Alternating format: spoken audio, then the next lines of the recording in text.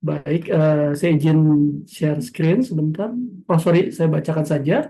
Baik, nama lengkap beliau adalah Didik Waluyo dengan gelar Insinyur STRKes dan MAMTC.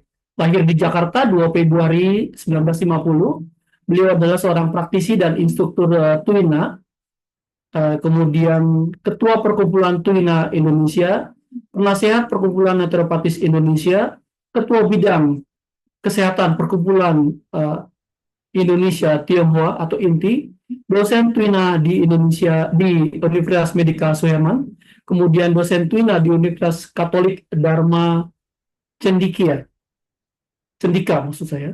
Kemudian pendidikan beliau adalah Master Akupunktur, uh, Moksaboshi dan Tuina the Chinese di Universitas of Hunan TCM China.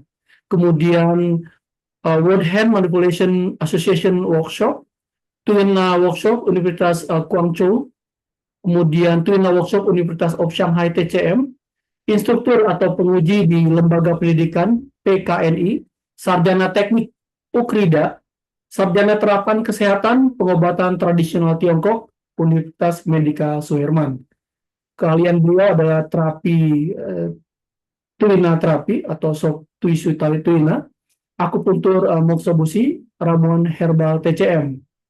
Beliau bisa dihubungi di nomor 0811-814-659 atau email sdwig@yahoo.com. Nanti email maupun alamat akan saya share di grup. Baik, Bapak Ibu sekalian, mari kita sapa guru kita, Bapak Insinyur Didik Waluyo. Silakan, Lause. Ya, terima kasih. Selamat siang menjelang sore bagi semua. Salam Selamat. sehat. Ya, pada kesempatan ini saya coba membantu menyangkut tema kasus yang dibicarakan saat ini memang sangat unik. Saya ini hanya berdasarkan data-data dari pasien, sebetulnya apa sih mereka yang derita. Nah, untuk itu mari kita simak dari tataan sharing dari data yang akan kami sampaikan.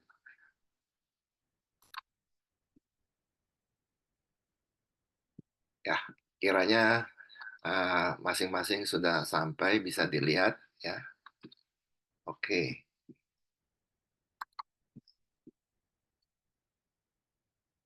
Kali ini judulnya sangat unik, yaitu Acupuncture for Psychotherapy Pain Illness. Masalahnya, kasusnya adalah gini. Banyak pasien datang, keluhannya yang datang kepada terapis akupunktur maupun tuina adalah keluhannya nyeri. Yang lain dia enggak cerita, tapi nyerinya itu yang dia cerita. Beruntung sekali pada saat sekarang ini, tadi ada dokter Valeno sudah dengan jelas memaparkan apa itu sebetulnya yang namanya psikosomatik. Jadi saya dalam hal ini bisa lebih cepat untuk menjelaskannya dalam bentuk TCM. Nah, untuk hari ini yang saya isikan materinya adalah mengait antara gangguan nyeri atau penyakit dengan gangguan psikosomatik dan sebaliknya. Kedua, teori penyebab penyakit menurut TCM.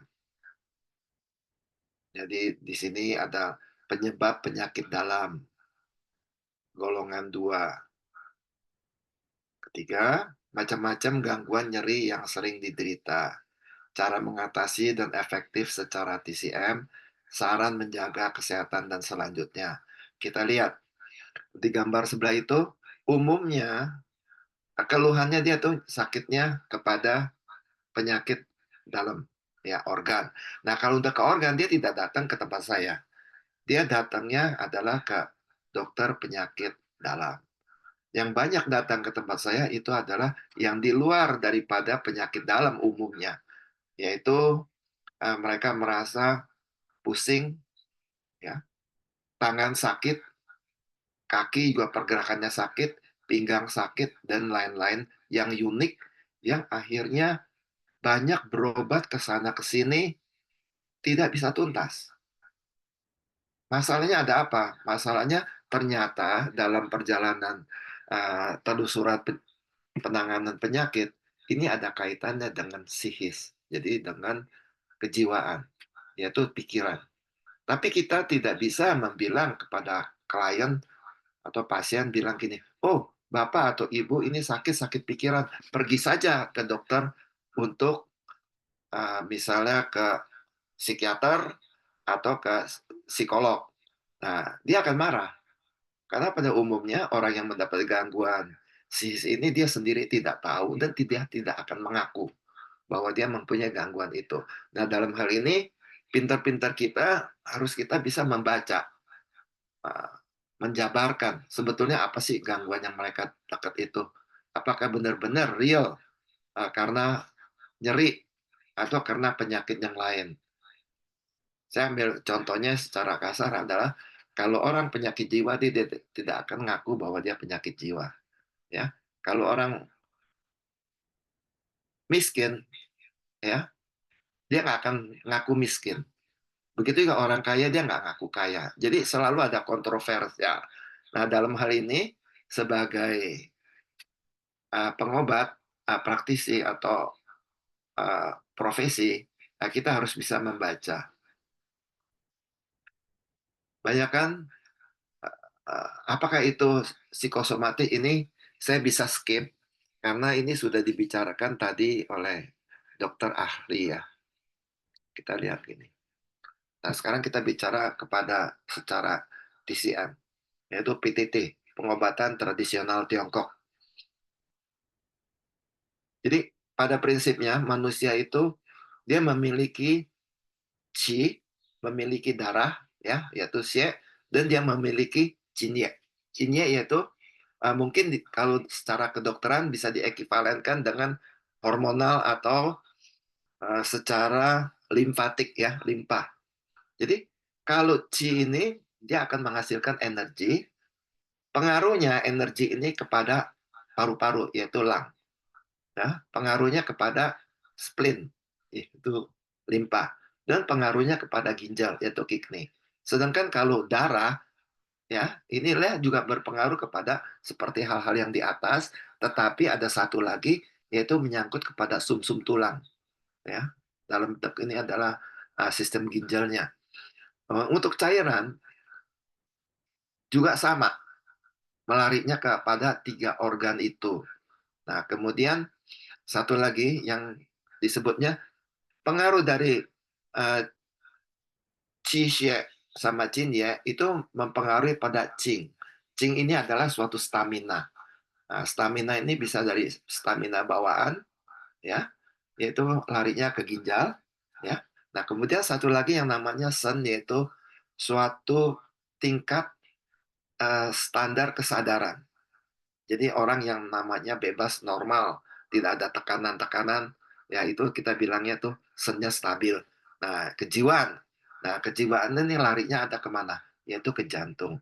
Maka tidak aneh. Tadi dokter bilang kalau ada orang yang kena kejiwaan tuh, dia akan merasa dadanya tuh berdebar-debar, deg-deg-deg.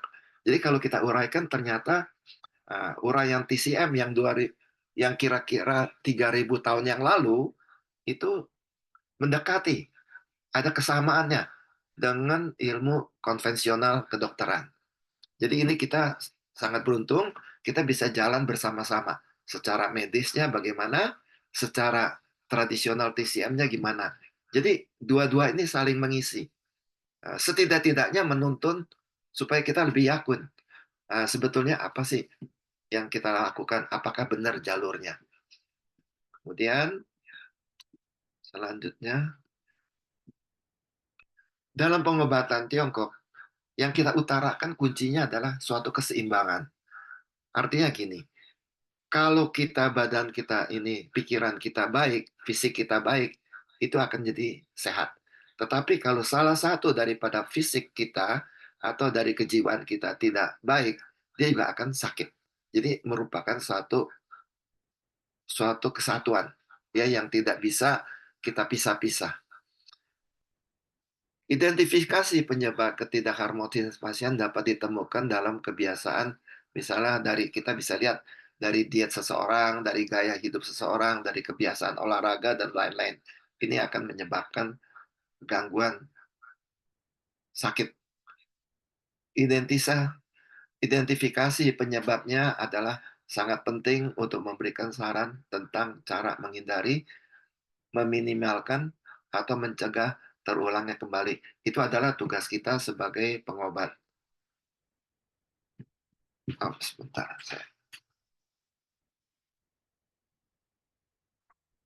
Ya. Nah, kemudian selanjutnya, nah, kaitan antara gangguan nyeri sakit dan psikosomatik. Secara TCM itu ada 7 ya gangguannya. Terutama yang mengakibatkan psikosomatik ini adalah rasa khawatir, kangen, kecewa, sedih, kesel, marah, dan iri dengki. Jadi sangat erat sekali hubungannya antara emosional dengan kejiwaan, dan ini juga menurut TCM dia berpengaruhnya kepada organ limpa. Nah, di dalam limpa ini kalau secara kedokteran kan dia akan mengatur uh,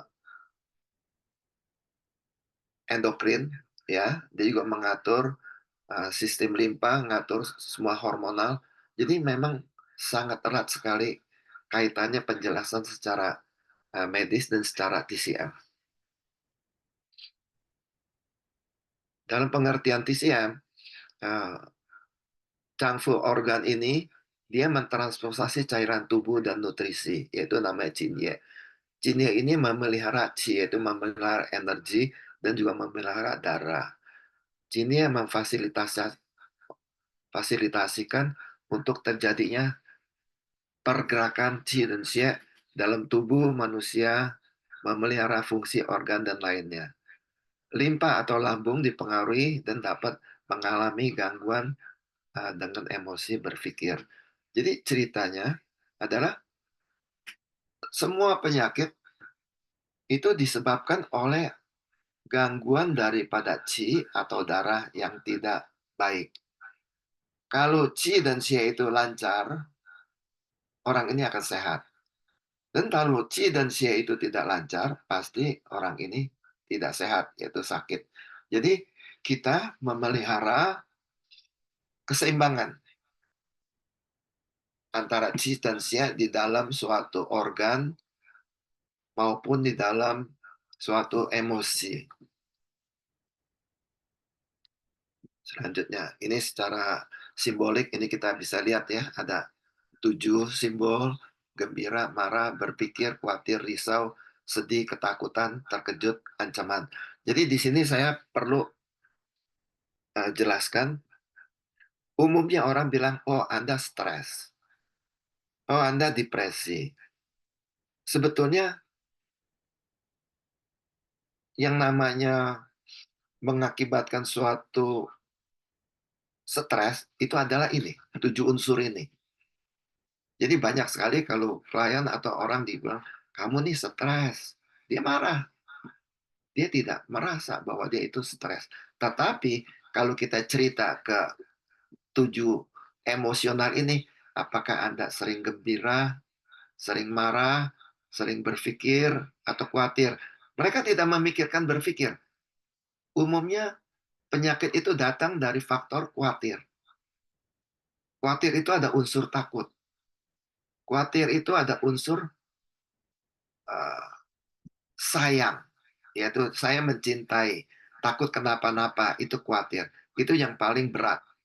Atau cemas, misalnya diburu-buru suatu pekerjaan, itu kecemasan. Ya, oh ini diomeli, atau saya sudah janji tidak bisa menepati janji, Atau saya sudah berbuat jahat sehingga orang itu menjadi susah. Nah, itu juga kita bilang uh, perasaan ada sedih, ada perasaan berdosa. Nah, kemudian ketakutan, itu juga bisa. Maka tolong dari kecil anak-anak ini jangan ditakut-takuti ya. Kalau takut-takuti itu dia akan merekam terus sehingga nanti pada suatu saat dia uh, tidak pede sehingga gampang mendapat suatu tekanan-tekanan dalam suatu kehidupan. Kemudian terkejut juga sama. Jadi contohnya menyinggung sedikit, misalnya orang latah. Nah, itu dia nggak boleh dikejutkan. Begitu dikejutkan dia spontan. Dan latahnya juga banyak tingkat. Ya. Ada tingkat yang normal-normal hanya sebagai gurau-gurau, ya. Ada lagi normal yang jadi penyakit.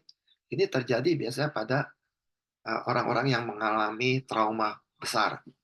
Misalnya pensiunan militer, ya, atau pensiunan eh, orang-orang yang disebutnya intel segala macam itu ya. Karena dalam pekerjaan kan nggak bisa selalu benar. Jadi kadang-kadang ada kesalahan. Nah, di sini dia penuh rasa uh, bersalah. Tapi yang paling penting lagi yang orang yang tidak sadar yaitu adanya iri dan dengki. Jadi misalnya, oh tetangga bisa berbuat itu, bisa maju, kok saya nggak bisa? Itu ada faktor iri. Ya, faktor iri, dia mengiri tapi dia nggak mampu. Nah, itu merupakan suatu stres juga. Tetapi tidak disadari bahwa itu adalah stres. Kemudian satu lagi, menjadi jahat. Karena saya tidak senang sama itu orang, saya ganjel. Saya nggak senang sama itu orang, saya usahakan bahwa hidup dia sengsara. Itu karena dengki. Nah, dengki itu yang menguras chi dan menguras she. Itu yang akan menjadi rugi sendiri bagi kita. Nah, bagaimana kaitannya? Nah, ini suatu penjelasan bagi yang sudah mengerti TCM, ini sebagai pengulangan ya. Tapi ini kita perlu dijelaskan. Kalau ada sesuatu unsur gembira, dia itu mempengaruhi jantung. Itu memperlambat qi. Maka tidak aneh kalau orang selalu kegirangan itu bisa langsung mendapat serangan jantung. Bisa dia kena lotre mendadak, langsung dia shock, uh, jantungnya stop. Kemudian marah, begitu dia habis marah-marah, tensinya naik. Nah, itu juga menyerang, ya, tensinya naik. Kemudian dia berpikir, karena dia berpikir nutrisinya di dalam tubuh ini habis semua. Nah, habis semua, akhirnya dia melukai suatu limpa. Karena kita tahu limpa itu kerjanya adalah mentransportasi energi. Kemudian karena kecemasan, yaitu dia kesel atau bagaimana, itu dia melukai paru-paru. Maka tidak aneh kalau orang banyak kesel, dia pasti paru-parunya terganggu, yaitu banyak selem, batuk-batuk, akhirnya menyerang juga ke limpa yang mendistribusi energi, yang mengolah energi. Kesedihan juga mempengaruhi paru-paru dan juga jantung. Ya, lemah jadinya. Qi-nya lemah, jantungnya ikut lemah. Juga akhirnya dia merasa takut. Takut itu mempengaruhi kepada sistem ginjal. Ginjalnya bukan ginjal organ secara medis, tapi ini ginjal ini adalah ginjal secara TCM ya. Akhirnya membuatkan qi menurun. Nah, ginjal itu dia mempengaruhi tulang ya. Maka banyak kalau kita merasa ketakutan segala macam, merasa kita cemas, sedih ya. Ini akhirnya terpengaruh kepada sistem tulang. Misalnya rematik-rematik itu juga salah satu. Mungkin dalam kedokteran disebutnya terjadi autoimun dan lain-lain ya. Terkejut juga melukai ginjal. Itu adalah faktor-faktor endogen yang menyebabkan kita sakit, nyeri.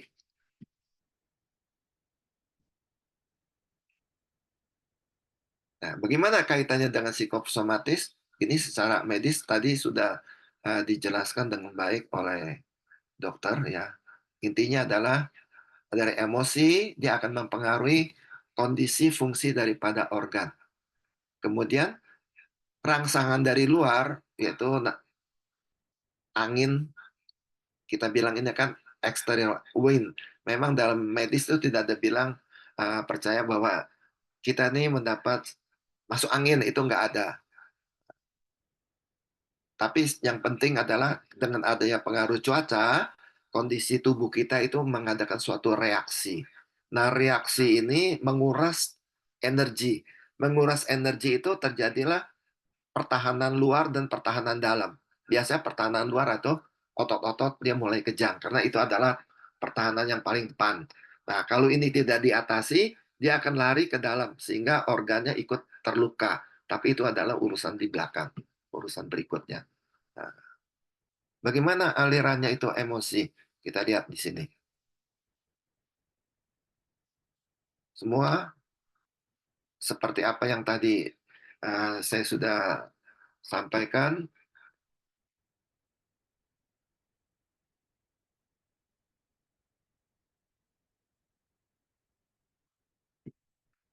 Ya. Jadi dengan adanya emosi, dia terjadi C-nya rusak. Jadi nggak depresi, C-nya rusak. Menjadi stagnan, akhirnya C-nya kena juga. Dapat penurunan, C-nya juga rusak. Jadi pengaruhnya luar biasa. Ya. Nah, lihat kemudian tuh. Ini penguraian yang tadi. Begitu dia marah, C-nya terkena. Bisa apa? Sakit kepala, mukanya merah, kemudian dia bisa bersin-bersin, bisa kupingnya mendenging, ya, bisa lehernya kaku, juga bisa bahunya kaku, bisa juga sakit pinggang, pegel, bisa sampai ke kaki, dan lebih hebat lagi yang orang tidak mengetahui, yaitu dia bisa terjadi uh, gout, bisa terjadi gout seperti asam urat. Tapi kalau diperiksa asam uratnya nggak ada ya, gangguannya sangat luas sekali. Ini untuk yang dia ada marah. Bagaimana untuk yang lain? Nah, kalau dia gembira, dia tuh menyerang jantung. Orang saking kegembiraan, dia bisa insomnia, tidak bisa tidur. Kemudian uh, over aktivitasnya seperti kayak orang hiper gitulah, hiperaktif. Karena saking girangnya. Akhirnya gimana? Itu mengganggu kepada uh, jantung. Ya, jantungnya bisa berdebar-debar, tidak sakit jantung tapi mempunyai gejala penyakit jantung. Dan lama-lama memang benar-benar jadi sakit jantung. Begitu juga kalau dia mengalami kesedihan, ingat dong, kalau sedih kan bisa orang bisa menangis. Kalau menangis itu menyita banyak energi. Paru-paru ini dia nggak sempat untuk berkembang. Maka dia akan mendapat gangguan paru-paru, merasa tidak enak dalam dada, ya, dada. Kemudian kalau dia kena gangguan cemas, yaitu cemas tuh khawatir ya, memikirkan. Nah, ini kita bilang bahasa Inggrisnya kan worry. Kalau bahasa Indonesia cemas. Tapi kalau bahasa yang lebih populer di kita ini adalah galau. Ya. Nah, itu sama aja. Nah, akhirnya dia akan menyerang paru-paru karena terlalu banyak mikir. Kalau orang mikir itu kan capek juga loh. Napasnya tidak teratur, ya. Kemudian nafsu makannya juga tidak teratur, ya, karena ada pikiran. Jadi akhirnya dia nanti kena lambung. Maka ini suatu gangguan kaitan luar dan dalam. Paru-paru ada kaitan dengan limpa. Limpa ada kaitannya dengan paru-paru. Ya, timbal balik. Kita lanjut lagi. Yang kelima, yaitu kita banyak berpikir, merenung. Ini udah jelas. Banyak orang berpikir telat makan. Bukannya telat makannya, karena nggak nafsu makan. Akhirnya kena uh, penyakit dalam bagian lambungnya itu kita bilang mah. Karena ketakutan juga bisa. Karena di Uber-Uber, misalnya di Uber-Uber orang-orang yang mau tangkap, misalnya uh, ada yang mau nagih utang, atau ada orang yang mau nagih janji, ada orang yang mengejar-ngejar minta tolong. Nah, ini juga repot. Ya, akhirnya kita juga berpikir keras, C-nya juga terkuras, akhirnya mengganggu pada organ ginjal. Nah, organ ginjal ini kalau kita terpengaruh bisa terkencing-kencing. Maka banyak anak gini kan, seseorang diomelin saking takutnya itu anak dia kencing, terkencing-kencing. Ya, kenapa? Bukan soal jantung, itu ada urusan lagi. Karena qi-nya terkuras, tidak bisa mengontrol klep urinwa, klep untuk kencing. Nah, dia kencing bocor di situ. Nah, kalau hal-hal ini terus-menerus, dia akan merusak, mengganggu pada fungsi ginjal. Ketujuh, yaitu terkejut. Nah, ini shock. Kalau orang ditakuti terus, biasa kan kita tuk tuk tuk tuk tuk tuk. Nah, kalau jantungnya palpitasi begitu, otomatis dia mempengaruhi napas. Karena jantung memompa darah, darah itu ke paru-paru untuk dibersihkan, diberikan oksigen untuk memberikan supply kepada saraf-saraf, organ-organ di tempat yang lain. Nah, karena dia nggak teratur, dia juga memberikan logistiknya nggak teratur bagi tubuh-tubuh yang lain. Nah, itu bisa menjadi sakit. Akhirnya terkuras kemana?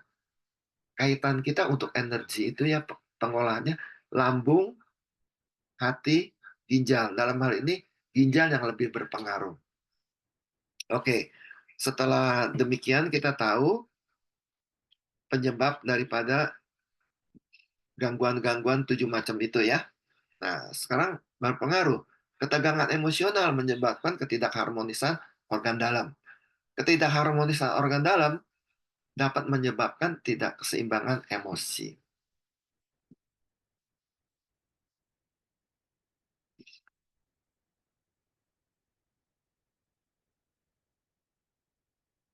Catatan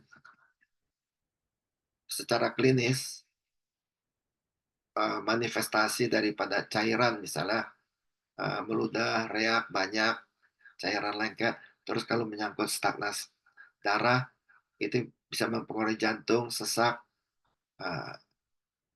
paru-paru juga ya, nyeri dada, sia dalam pencernaan dia bisa muntah, bisa berak-berak, kemudian stagnasi qi di hati, dia bisa nyeri, nyeri kepala, haid, macam-macam. Jadi ini adalah sangat erat sekali hubungannya antara perasaan, yaitu psikis, yang akan menimbulkan penyakit. Dengan adanya penyakit juga akan menjadi pikiran buat kita, mengganggu kita punya psikis, kita punya perasaan. Jadi di sini merupakan satu close loop ya, sama seperti ayam dan air, ayam dan telur. Yang mana duluan? Bisa telur duluan baru ayam, atau ayam dulu baru telur. Jadi ini merupakan suatu problem yang tidak ada ujung pangkalnya. Ini merupakan suatu lingkaran tertutup. Nah, sekarang secara teori Yin jadi dari paru-paru larinya ke usus besar. Oke, untuk ini kita bilang lebih banyak yang di bawah ini. Limpa berpengaruh timbal balik dengan lambung. Kita bisa telusuri melalui proses perjalanan dari sistem meridian. Intinya, fungsi organ tubuh kita itu adalah holistik. Nah, tidak bisa berdiri sendiri, tetapi berfungsi, berkesinambungan, dan simbiosis. Kita lihat ini ya.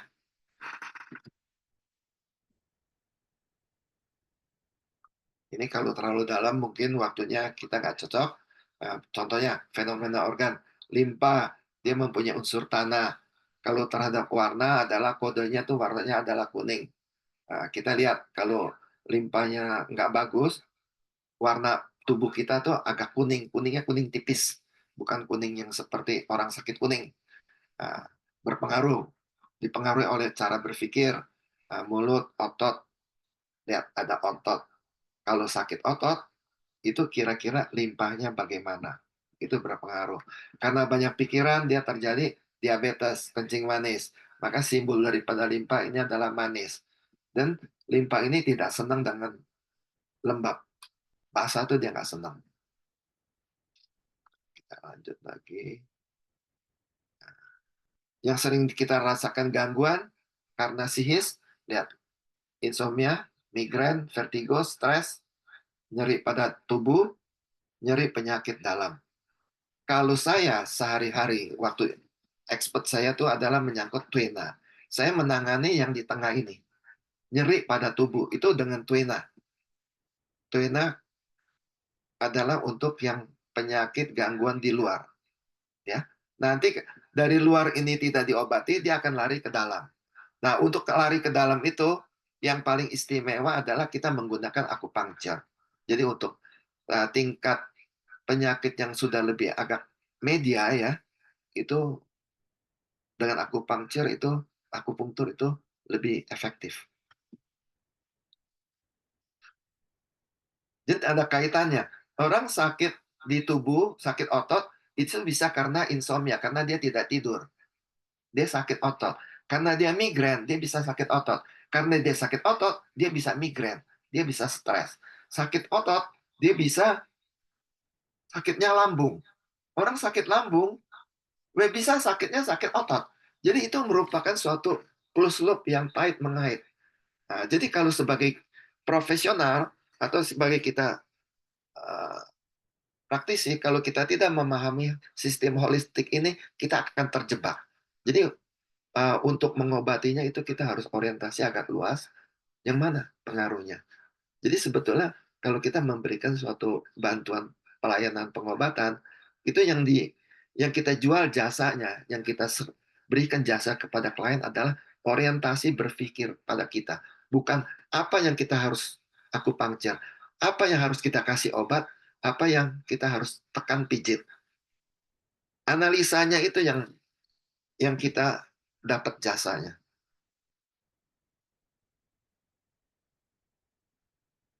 Karena fisik ini mengganggu sistem pencernaan, ketahanan tubuh, peran fungsi organ yang terdekat yaitu usus, three energizer, satu sancal. Yang namanya sancal adalah di bagian depan. Ini ya, dari paru-paru ke bawah sampai dari uh, kantong kemih ke atas itu udah termasuk sancal. Jadi didominasi oleh usus kecil, usus besar, jantung, limpa, hati. Menurut kitab Neicing, yaitu kitab pengobatan tradisional Tiongkok yang umurnya 5.000 tahun yang lalu, dia bilang gini, akan terjadi nyeri atau penyakit bila qi xie tidak lancar. Tetapi terbalik, bila qi xie lancar, tidak akan terjadi nyeri atau penyakit. Dan terjadi sebaliknya. Jadi dengan demikian, kita harus menjaga keharmonisan. Qi dan xie itu harus harmonis. Kayaknya sama juga dengan dalam kondisi sosial kita ya. Antara kaya dan miskin itu tidak boleh terlalu jauh, tapi harus seimbang. Nah, ini kalau mau yang lebih tahu ya, dia ada suatu perjalanan energi secara TCM itu siklusnya dia mutar. Misalnya dia dimulai dari paru-paru. Dari paru-paru lari ke usus besar, dari usus besar turun ke lambung, lambung ke limpa, limpa ke jantung, dari jantung ke usus kecil, dari usus kecil ke kantong kemih, dari kantong kemih ke ginjal, dari ginjal ke perikardium, yaitu selaput jantung. Nah, dari perikardium lari ke tri energizer, ya, tri pemanas ya. Dari tri pemanas itu lari ke kantong empedu. Dari kantong empedu ke hati. Nah, setelah dari hati kemana lagi? Lari kembali lagi ke paru-paru. Jadi dia merupakan siklus yang merupakan totalnya adalah 12 meridian umum. Meridian umum utama. Nanti ada lagi, ada 4 meridian istimewa. Ya. Nah, ini yang umum, yang menyangkut kepada organ kita langsung.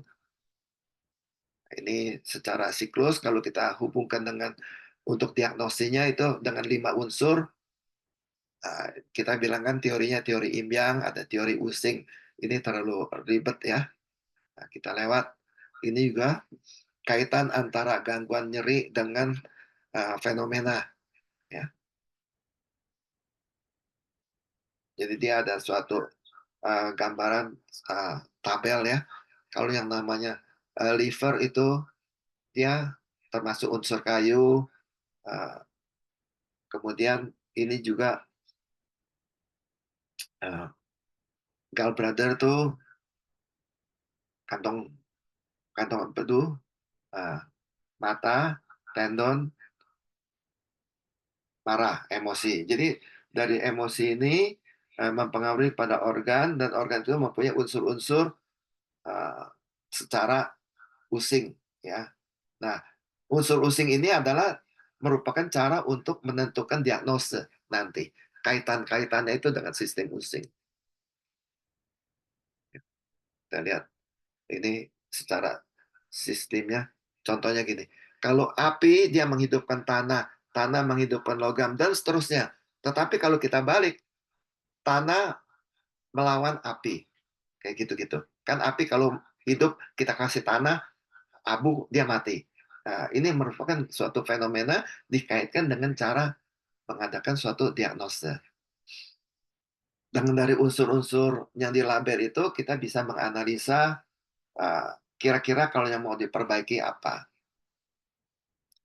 Sambil contoh misalnya seseorang dia sakitnya di limpa. Nah, itu kita bisa kuatkannya di paru-paru karena dia ada hubungan timbal balik.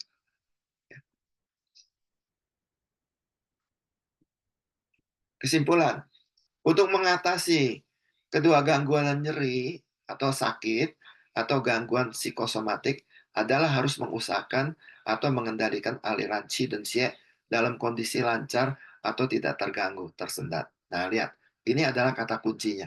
Maka dikasih tanda merah, ini dijadikan panduan utama yang sangat penting untuk mengatasi gangguan kesehatan maupun memelihara kesehatan. Bagaimana cara mengatasi nyeri, sakit dengan gangguan psikosomatik? Yaitu kita menjaga kelancaran daripada energinya, qi, dan darahnya dengan metode tindakan secara tradisional kita bisa memberikan obat herbal. Atau untuk menjaga kesehatan kita pakai dengan tradisional Indonesia yaitu jamu. Jamu itu memelihara kesehatan. Nah, kemudian kita bisa melakukan akupunktur, kita bisa melakukan tena, ya, atau bisa nanti bisa berobat ke dokter medis ya. Pertimbangan. Pada kesempatan ini, kami sharingkan dengan melakukan akupunktur. Khususnya dalam hari ini, saya membawakan akupunktur pipi atau cek akupunktur yang tidak populer untuk di Indonesia. Terus terang, ini adalah ilmu yang namanya baru dikembangkan. Yang dipadu antara medis, konvensional, dengan tradisional. Sehingga diambil titik yang sangat optimal. Ya, saya percaya bagi teman-teman profesi yang belajar akupunktur uh, belum pernah atau hanya mendengar apa ini akupunktur. Kalau saya karena praktek, jadi kalau untuk kasus-kasus orang yang mengalami diagnosa kita ini sebagai gangguan psikosomatik, itu bisa ditemukan dengan tanya jawab, ya. Kemudian kita periksa nadi, denyut yang di tangan ini, nadi.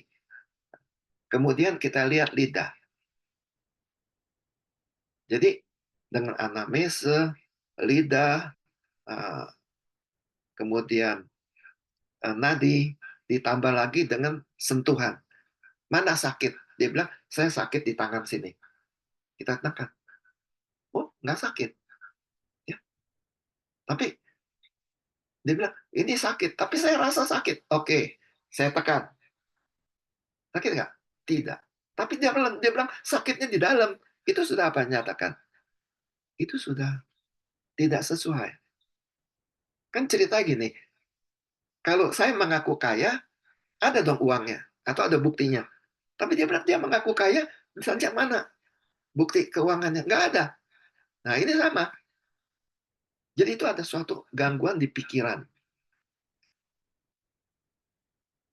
Jadi setelah kita tahu itu langsung kita tahu, oh ini psikosomatik. Ya. Kalau untuk psikosomatik, cara penanganannya adalah cara penanganan untuk psikosomatik. Psikosomatik bisa dengan tuena, bisa dengan akupunktur. Tetapi khusus dalam ini karena judul yang diberikan kepada saya adalah dengan akupunktur, saya ceritanya dengan akupunktur. Oke.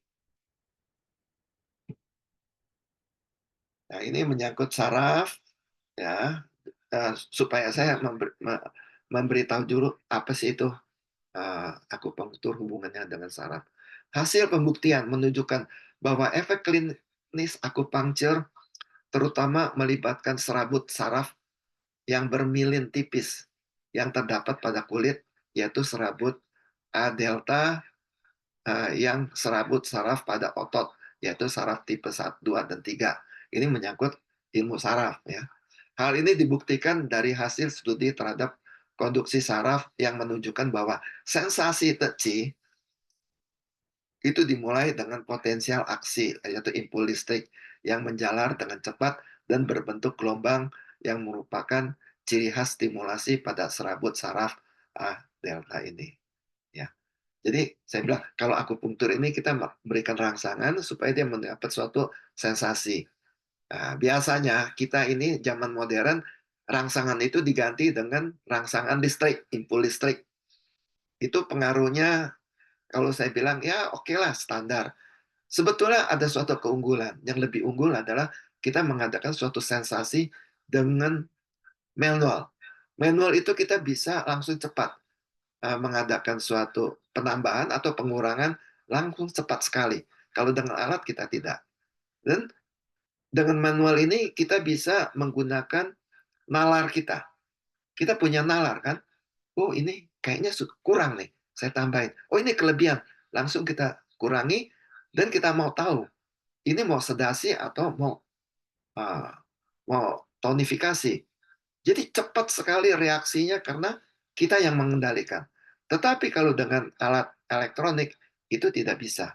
Mungkin ya kalau nanti sudah dengan AI yang sudah digabungkan secara kompleks mungkin bisa. Tapi saat sekarang itu uh, sendiri, sendiri-sendiri. Selain itu rasa pegal dan berat saat tercapai teci serupa dengan nyeri otot setelah berolahraga yang muncul dan stimulasi pada ujung serabut. Jadi sebetulnya ini adalah permainan saraf. Cuman kalau ditanya saraf yang mana, secara medis nggak bisa dijelaskan. Hanya dalam bentuk imajinasi, saraf adalah saraf cabang. Cabang-cabang halus, kecil-kecil. Ternyata itu merupakan suatu kanal-kanal yang untuk kita merasakan ke eh, SSP, yaitu sistem saraf pusat di otak.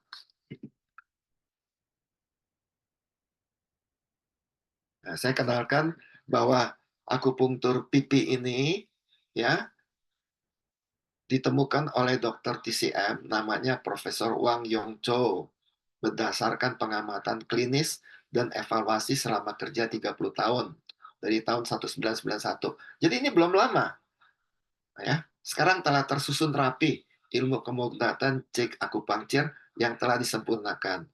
Sudah banyak terbit karya tulis yang beredar dalam negeri maupun internasional. Secara periodik melakukan kelas pelatihan. Jadi mereka juga mengadakan secara periodik untuk kelas-kelas latihan. Nah inilah penemunya, ya. Dia punya klinik juga di Beijing. Sekarang kita cerita efek utamanya. Dia merupakan petaan hologram dari bioscience secara anatomi. Ingat, secara anatomi itu medis. Berpengaruh pada fungsi sancau, yaitu three-egged Nasser, teorinya di abdomen. Ya, berpengaruh. Dan juga berpengaruh untuk merelaksasi ketegangan pada saraf tepi dan meneruskan rangsangan tersebut ke sistem saraf pusat, SSP, ya, menghilangkan eksitasi sindrom. Kemudian yang keempat pengaruhnya merupakan unsur anestesi. Ya kita tahu kalau akupunktur tuh anestesi. Tadinya belum dijarumin, tangan saya ini sakit. Begitu dijarumin langsung hilang sakitnya. Nah itu karena bisa dibuktikan secara medis ada kita punya hormonal uh, adrenalinnya naik segala macam itu jelas ya. Kelima, hasil penyembuhan efektivitasnya cukup tinggi, yaitu 87%, selebihnya ada campuran penyebab faktor lain. Jadi Memang tidak ada yang sempurna kalau kita melakukan pengobatan, terapi sampai sembuh, ya. Ada beberapa faktor memang sembuh 100%, ada beberapa kasus yang tidak bisa karena dia ada kaitan lain, ada komplikasi. Nah, kalau komplikasi kalau kita hanya pakai sistem ini ya kita sembuhnya di psikosomatiknya, tapi penyakit lainnya nggak sembuh. Nah, keistimewaannya apa karakteristiknya? Tidak menimbulkan rasa nyeri atau dia tidak sakit. Sangat bisa diterima oleh anak kecil. Maka saya bilang, kali ini kalau mereka yang tidak mengikuti pengantar sederhana dari saya ini, mereka ketinggalan dalam hal ilmu akupunktur. Tidak memberikan rasa sensasi touchy secara akupunktur umumnya. Jadi waktu ditusukkan itu, ya rasa seperti digigit nyamuk, udah, diem aja. Tidak ada touchy, tidak ada nyut-nyut-nyut, tidak ada macam-macam. Jadi seperti kayak akupunktur bohong-bohongan. Nah, tetapi dia bekerjanya secara diam-diam, ya. Bekerja pada unsur jalur saraf dan jalur meridian. Di luar teori yang telah kita pelajari secara saraf maupun cinglo. Nah, ini meridiannya nih meridian bayangan, tapi ada kaitannya dengan meridian utama. Maksud saya bayangan gini, meridian utamanya misalnya jalan seperti tol. Nah, dia ini ada jalur jalur eh, jalur kecil, jalur tikusnya itu, ya, yang remeng-remeng, yang kayak di arsir itu remeng-remeng. Nah, itu penuh dengan jalur jalur saraf-saraf kecil-kecil, saraf tepi, ya. Dan juga merupakan jalur-jalur rembesan daripada meridian.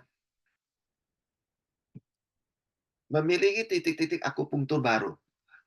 Jadi titik akupunkturnya tuh tersendiri. Kita nggak bilang akupunktur titik akupunktur istimewa, enggak. Ini khusus. Ada di pipi kiri, pipi kiri 16 titik, pipi kanan 16 titik. Jadi totalnya semua ada 13 ya. Totalnya ada 36. Penusukan jarum sangat mudah dan praktis. Tapi ingat, keterampilan perlu dilatih. Tanpa ada keterampilan ini tidak bisa. Efektivitas sangat tinggi, khusus untuk nyeri atau sakit dan psikosomatik.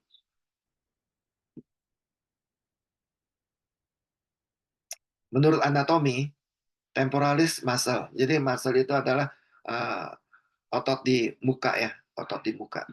Nah, ya. Terus otot gigi, ya. Otot di sini nih. Kalau temporal ini di sini, di tepi, ya. Ini otot gigi.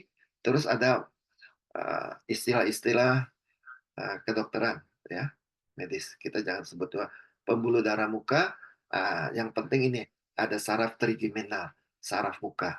Ini saraf yang bisa merisaukan, juga saraf yang bisa membantu untuk pengobatan. Kita lihat.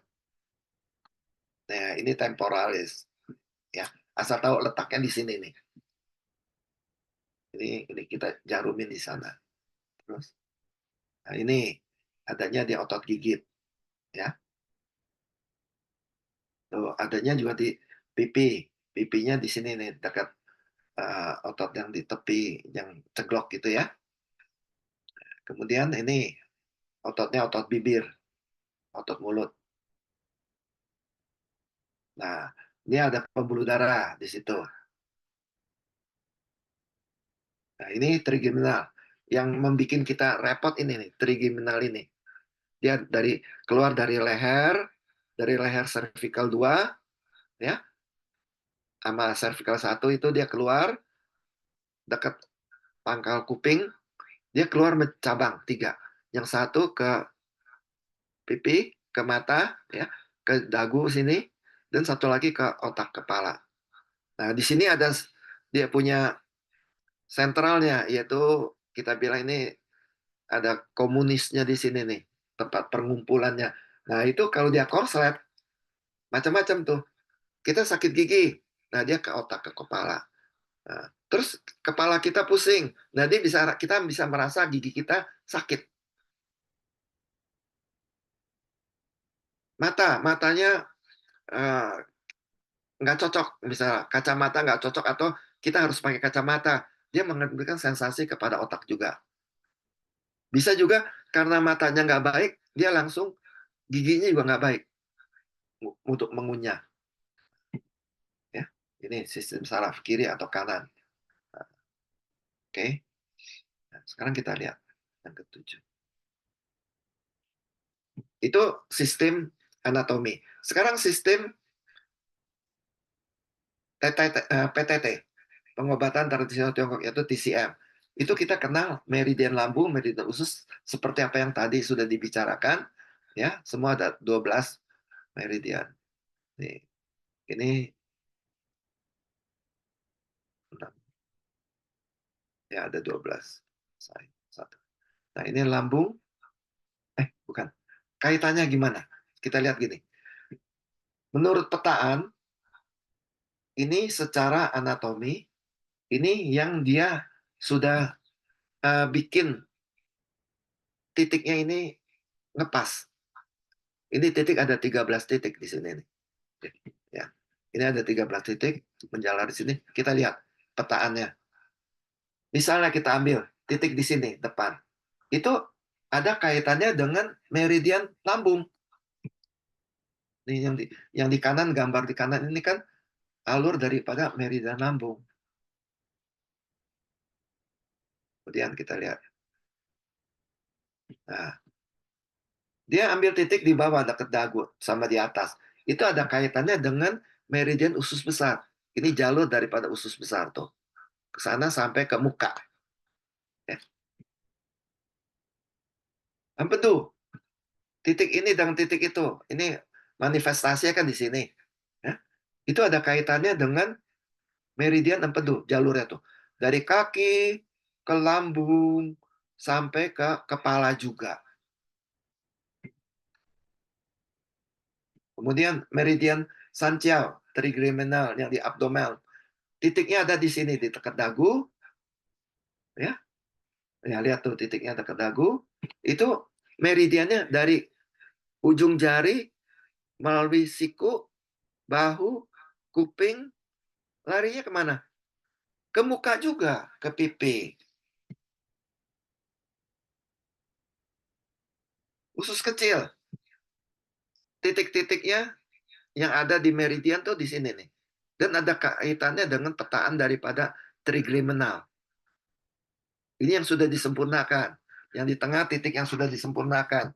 Alasan dasar secara TCM di kanan, itu meridian usus kecil itu dari kelingking, lewat ke sana, ke bahu, pundak ya, langsung nyebrang ke samping, ke leher samping, larinya ke muka lagi.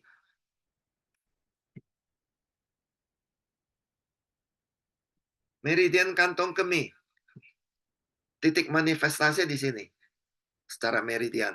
Secara saraf, yang samar-samar itu kan ya, ini yang sudah disempurnakan yang di tengah.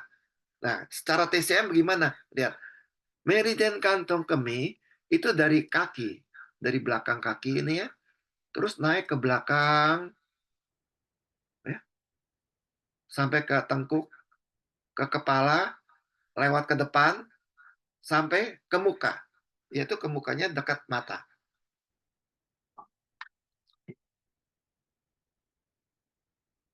Artinya apa?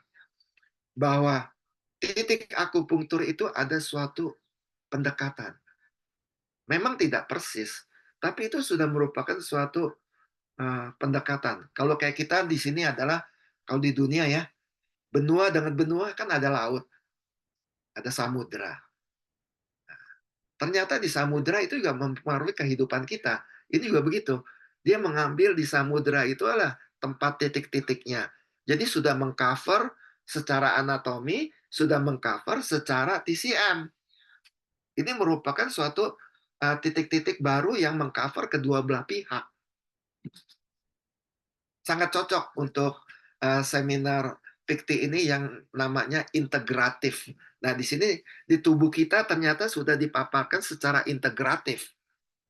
Ada ilmu anatominya, ada ilmu meridian yang termasuk TCM-nya, dan ada ilmu yang integratif. Inilah integratif yang harus dipercaya oleh kedua belah pihak, sama-sama harus kita dukung. Ya, jadi di sini pada umumnya tuh kita bikin ini ada tiga jalur ya. Jalur di atas ini dari CA1, 2, 3, 4 ya, yang atas itu. Terus yang tengah, yang kuning ini itu ada di jalur tengah tuh jalur trigeminal, jalur tri-energizer, jalur Sanchel. Yang di belakang itu dibagi dua di belakang. Ada yang dekat telinga, ada yang di dagu. Ya kalau secara kerangka ya, kerangka kepala kita kan begini nih. Satu-satu yang paling besar, komponen yang paling besar yang tidak hancur kalau kita sudah meninggal itu adalah tengkorak kepala ini. Ya, kita lihat. Yang merah, yang biru, yang di bawah, yang di tengah ini yang kuning, yang di atas yang biru juga. Itu jadi ada 1, 2, 3, 4. Ada 4 jalur. Jadi kalau yang di kanan ini jalurnya adalah jalur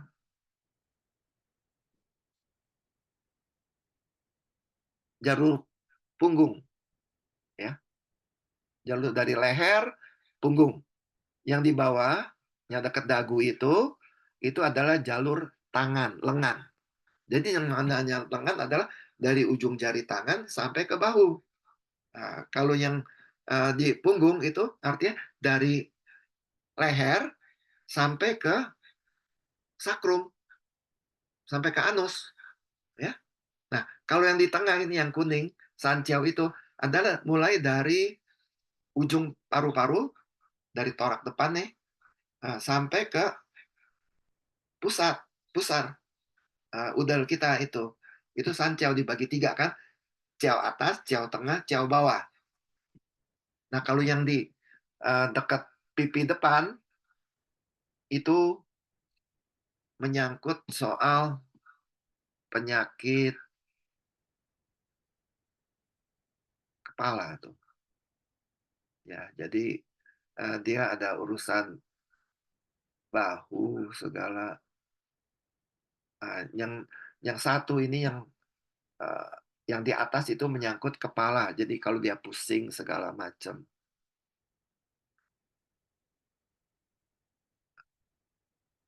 Untuk tangan yang di atas, maaf, yang di tangan di atas, yang di bawah ini adalah untuk kaki. Oke, kita lihat selanjutnya. Ini keterangan dari tadi ya. Kepala dan trihiter itu menyangkut kepala, ini, tulang belakang, leher, punggung, sakrum, anggota gerak atas, anggota gerak bawah. Masing-masing grup ada 4 titik, jadi totalnya 16. Kita lihat. Nah, ini ya, gambarannya. Kalau kurang waktunya, saya mohon diberikan waktu tambahan sedikit ya, supaya agak jelas. Nah, ini gambarannya. Jadi dia seperti hologram. Nih, yang sebelah kanan tuh, hologram. Ini bagian kepala, ya, yang merah itu bagian punggung, yang di bawah ini bagian kaki, yang dekat pipi ini bagian tangan, ini bagian sancau. Ya. Jadi jumlah titik ada 16, sebelah kanan lagi 16, jadi 32. Nih, ini ya, tuh jelas. Jadi ini saya kasih nama seperti asal bukunya, yaitu dari CA1 sampai CA16. Yang di ini, yang biru ini yang di atas itu CA1. Itu khusus untuk kepala. Ya. Kemudian yang di bawahnya ini ada 1, 2, 3, 4. 1, 2, 3 ya, 1, 2, 3. Jadi 2, 3, 4 ya. CA 2, 3, 4. ini adalah untuk Sanjiao. Nah ini CA9, 10, 11, 12 itu untuk tangan. Jadi yang di dekat pipi yang atas ini ya, yang dekat deretan dengan telinga, deretan telinga itu adalah bahu. Dan yang dekat bibir itu adalah tangan, bagian ini. Yang namanya tangan nih, dari pergelangan tangan nih sampai ke ujung jari. Kalau yang di kanan, yang dekat telinga, itu dari leher. Jadi dekat puncak telinga ini leher, yang dekat lubang telinga itu adalah punggung, yang di bawah daun telinga itu adalah pinggang, yang di bawah dekat sebelah bawahnya itu rahang, itu adalah sakrum. Nah, kemudian yang bawah, yang sejajar dengan titik sakrum itu adalah pinggul. Bawahnya lagi, yang di bawah dari bibir ini, ya, itu adalah lutut. Yang di bawah lagi, ini adalah ankle. Ya, ankle ini dekat dekat ujung jagu. Tapi kalau yang di bawah bibir, yang di bawah bibir bawah itu antara um, antara dagu bawah sama ini di tengah-tengahnya itu adalah ujung jari ini, tarsal, ya, tarsal. Jadi semua tubuh kita itu tercover. Memang dia tidak secara organ, ya, tapi organ itu sudah di cover di ciao atas, ciao tengah, ciao bawah secara global. Karena memang psikosomatik ini juga dia kan memberikan sakitnya tuh remeng-remeng. Enggak, tidak tidak fokus, tidak sentral, remeng-remeng. Nah, ini yang lebih kalau tengkoraknya lebih gampang ya, gambar titiknya. Nah, ini. Nah, ini lebih diperbesar sama saya. Ya. Tuh, lebih jelas kan? Kita lihat di sini.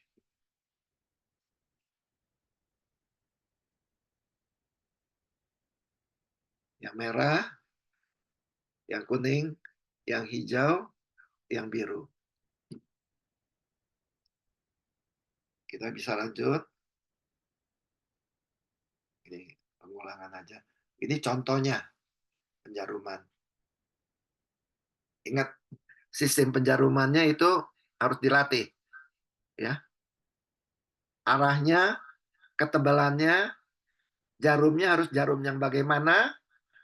Nah, ini kelihatannya sederhana.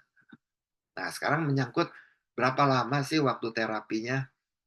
Berdasarkan pengalaman yang tercatat, sekali terapi sudah dirasakan keluhan berkurang. Sangat umum dikatakan setelah 3 kali terapi, keluhan dirasa sembuh. Ingat, dirasa sembuh. Kenapa dirasa? Karena dia psikosomatik. Ya? Dia begitu psikologisnya terobati, dia sembuh. Umumnya satu paket itu terdiri dari 5 kali.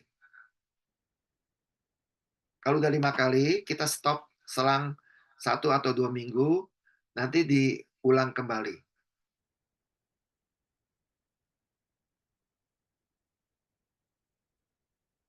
Ya. Dan biasanya ini lebih tuntas.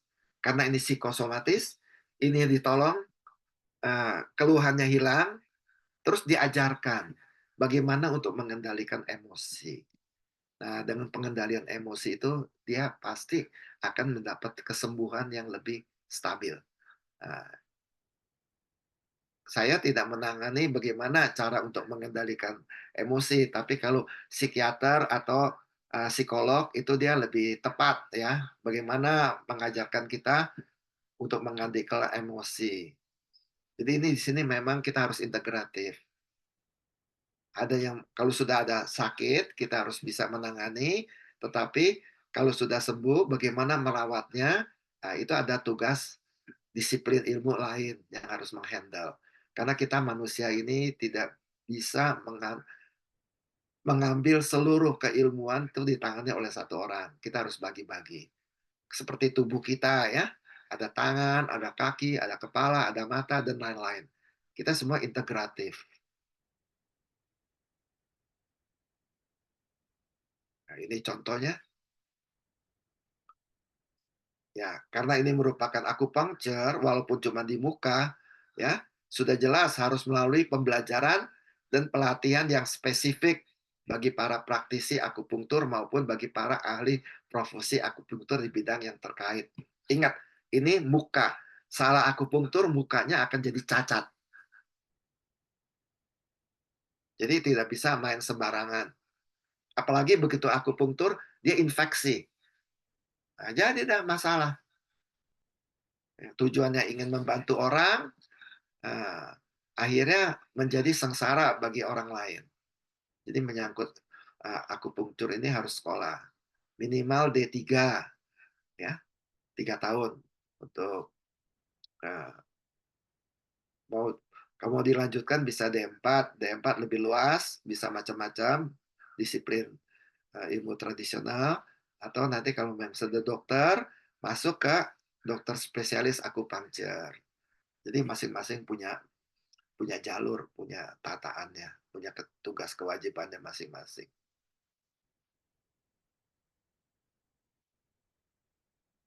Karena ilmu TCM memiliki tindakan terapi banyak macam dengan teori dan sudut pandang yang berdasarkan sama, maka sangat baik sekali bila dilakukan secara kombinasi atau bersamaan antara akupunktur, herbal, tuina yaitu massage Chinese, qigong olahraga energi atau pernapasan.